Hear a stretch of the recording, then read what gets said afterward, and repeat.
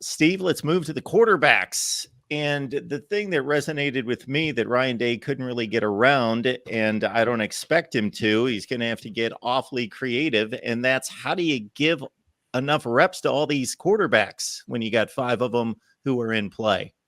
Yeah, he didn't really have that great of an answer to that. I think they're still trying to work through that. Obviously, you have 2 true freshmen in there with Julian Sayin and Aaron Oland. Then you have the 2 holdovers, Lincoln Keenholz and Devin Brown. And then you bring in Will Howard from Kansas State. And I would presume that Will Howard is, the starting quarterback for this team in 2024. And as such, in a new offense, he needs all the work that he can get. And Ryan Day talked about how there'll probably be some long days.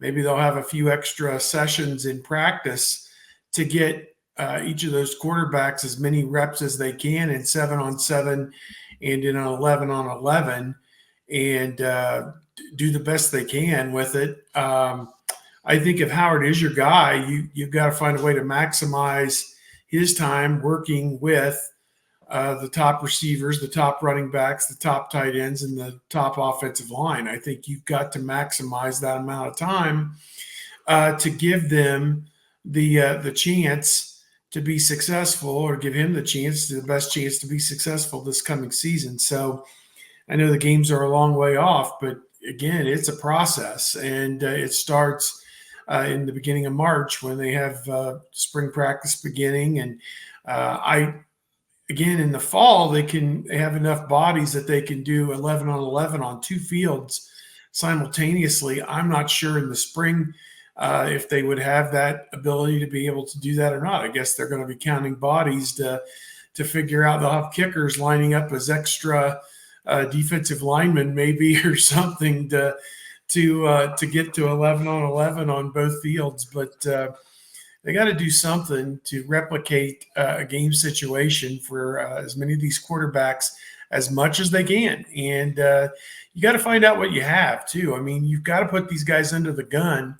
And I think the offensive line certainly is going to be tested heavily by that defensive line, just as they were last year. So it is I guess a good problem to have. They have 5 quarterbacks, better than only having 2, which they've been at some points in the past, coming off of going into the spring practice. They've been kind of light on it, but right now they got plenty of guys to share the load back there. Yeah, Ryan Day typically wants 4. Had almost given up on the idea that you could have 4 scholarship quarterbacks.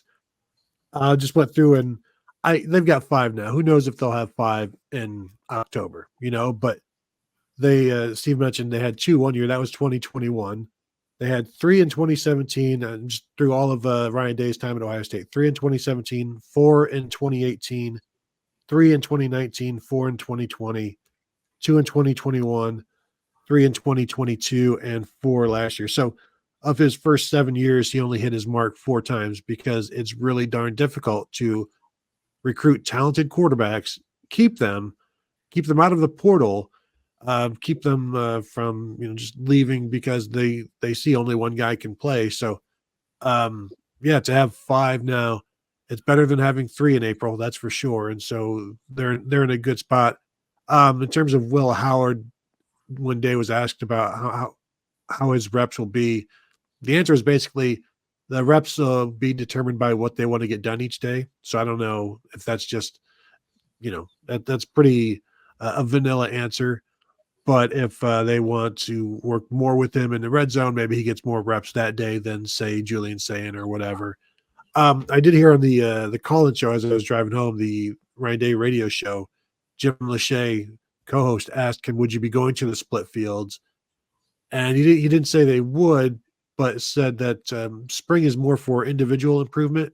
And one of the reasons they did that in the fall is because they needed team improvement, and also the quarterbacks needed a bunch of work. So he just kept saying they're going to do everything they can to get as much work as possible, which, I don't know if that means, Kevin, that one guy gets dialed down at some point, and because I don't know how you're not going to get all 5 equal, but is it 35, 35, 10, 10, 10, or does Lincoln Keenholz move more up? Give me the breakdown.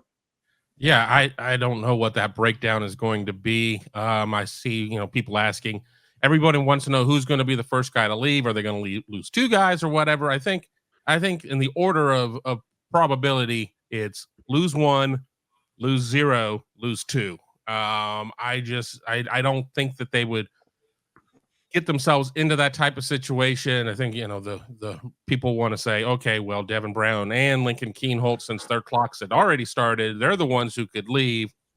That's, kind of a dangerous proposition for Ohio State. Ohio State can't really stop guys from leaving, but if you have Will Howard, who is a more physical type of quarterback, who's going to take more hits, and then you have two true freshmen behind him with Aaron Noland and Julian Sayans. So I don't know. As for how they're going to have to do the splits, I think that it's a case of maybe you kind of isolate the two freshman quarterbacks and have them do quarterbacking 101, and you have your other guys doing 201. And if somebody really kind of comes out and shines in 101, you adjust. But it's going to be very interesting, and I'm looking forward to the beginning of March when we are allowed to watch a little bit of spring practice, and the quarterbacks will be somewhere out in Westerville, far away from us, so we can gather nothing.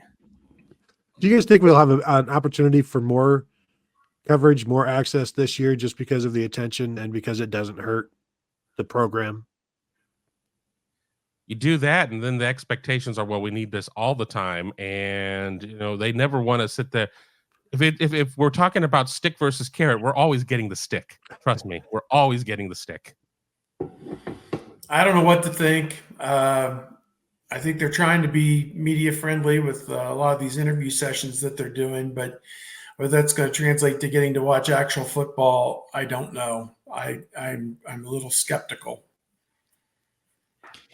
And Kevin, if you can't see your way to Westerville, you still have the opportunity to just make something up and let us know that you know what you're talking about and you have real insight into what's going on. Isn't that the way things are done these days? Will Howard needs to shorten up his delivery or something, make something up to show that you're there and you're accounted for and you have access, I guess. I could neither confirm nor deny. I did see somebody on a former NFL scout who has a website now saying that he had four receivers ahead of Marvin Harrison in this year's draft. So proof that you can just go ahead and throw anything out there if you want to. Do you expect a true quarterback competition in the spring? I would. Yeah, they're going to roll guys out there, and if we lost Tony, and if it's a case of Will Howard doesn't go out there and he doesn't have it and he's not the guy, then you can't just sit there and say, well, we're just giving it to him because it was promised or whatever. You have to have a quarterback competition. Now, obviously, there's a guy that's going in probably with the best odds. I mean, you have to set odds for these types of things, and the odds on Will Howard are going to be in certainly as a strong favorite, but nothing is going to be given. Nothing is going to be handed to Will Howard. It's not going to be, all right, all you guys are competing for the number 2 position.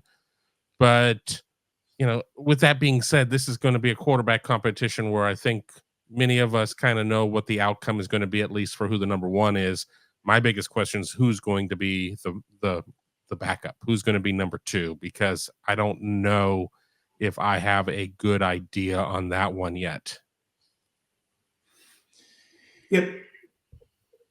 Kevin makes a good point, Tony. We're just talking about that quarterback competition question. And Kevin makes a good point that, okay, Howard's number 1. I think the other 4 guys, are all in the running to be the backup. And, who do you handicap in that race? Brown has the most experience. Keenholz has an extra year in the program over the 2 incoming freshmen. We still don't know. I mean, recruiting rankings will tell us one thing, that they think Julian Sayans is slightly better than Aaron Noland. But again, what does any of that mean?